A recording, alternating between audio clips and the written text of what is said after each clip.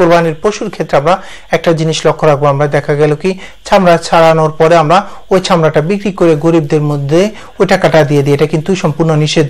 আমি যদি কোনো চামড়াটা আমি যদি দিয়ে দিতে অবশ্যই হবে, তবে ওই চামড়াটা আমরা সরাসরি তাদেরকে গরিবদের মাঝে আমরা বিলিয়ে দিব, তারা যে ওই চামড়াটা নিয়ে বিক্রি করে তারা খাক, কিন্তু আমি নিজে বিক্রি করে ওই টাকাটা তাদের কাছে দেওয়া এটা ইসলামের সম্পূর্ণ নিষেধ।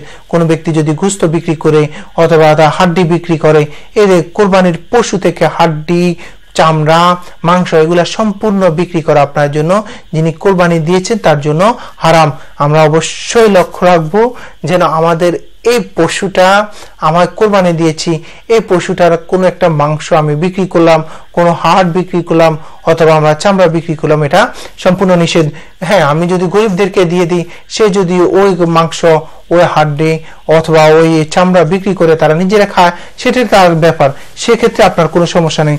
তবে আপনি কোনো প্রকার মাংস চামড়া এবং হাড্ডি এগুলা বিক্রি করা আপনার জন্য সম্পূর্ণ নিষেধ। আমরা এদিকে অবশ্যই লক্ষ্য রাখবো।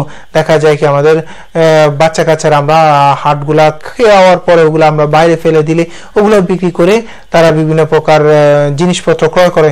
এদিকে আমরা লক্ষ্য রাখবো যে আমরা কোরবানির কোন একটা অংশ যেন আমরা বিক্রি করে এক্সট্রা ভাবে আমরা নিজেদের দ্বারা খরচ না করা হয়।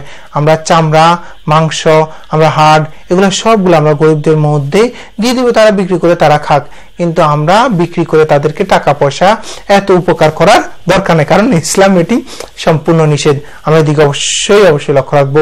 বিভিন্ন ধরনের গরিব এতিম অসহায় আছে, তাদেরকে চামড়াটি দিয়ে দিব, অথবা মাদ্রাসা বিভিন্ন ধরনের এতিমখানার মধ্যে গোড়া ফান্ড আছে, এই সমস্ত চামড়াগুলো তারা কালেক্ট করে, সেক্ষেত্রে আপনারা তাগুলো সরাসরি ওখানে দিয়ে দিব।